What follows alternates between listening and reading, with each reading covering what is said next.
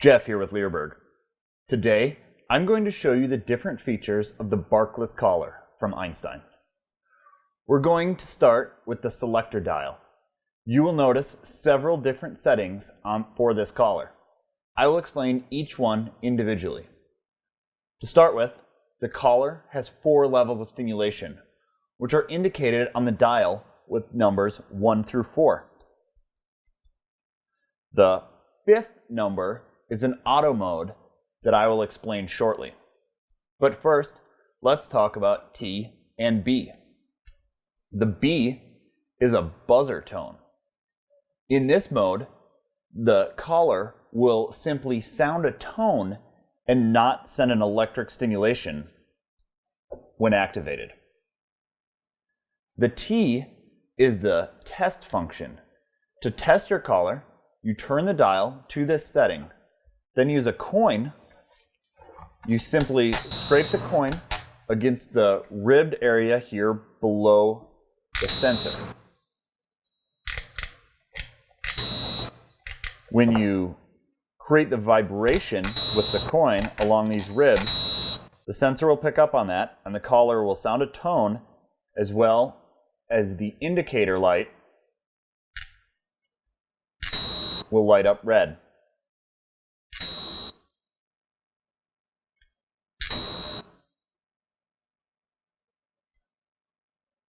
Now, back to the number 5 on the selector dial. This is an auto mode. On this setting, the stimulation level is adjusted automatically. If your dog barks, it will be given a level 1 stimulation and a tone. The second bark within 10 minutes, and this is repeated.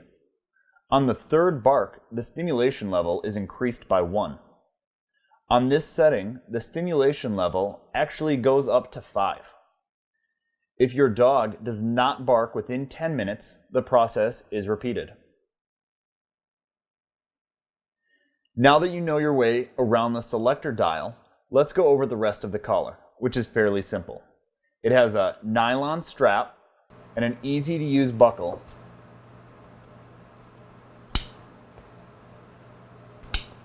And the strap is fully adjustable, allowing to fit almost all dogs.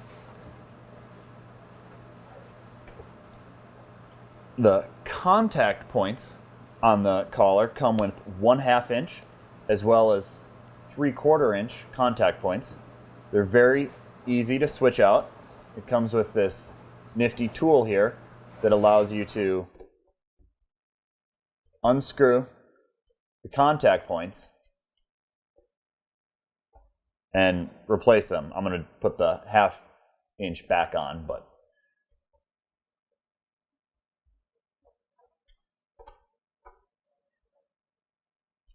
in between the contact points, you'll notice the sensor here, and under the sensor is the plug for the battery charger. The indicator light, which is located next to that selector dial, flickers once the collar is turned on. If there is no barking for a period of time, the indicator light will automatically go into a sleep mode to preserve the battery life. The indicator light also lets you know the life of your battery by changing color. Green indicates full battery.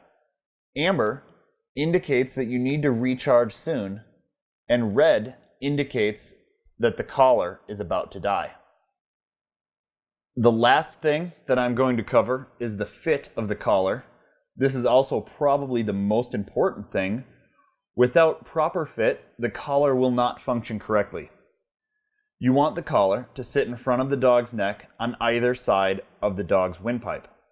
The contact points should have direct contact with the dog's skin. If you have a longer haired dog, you will want to use the 3/4 inch contact points. You may also want to trim or shave some of your dog's fur around the area that the collar sits.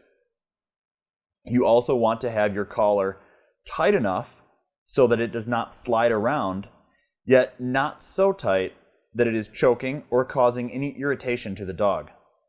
To gauge the tightness, you should be able to fit 2 to 3 fingers under the dog's collar.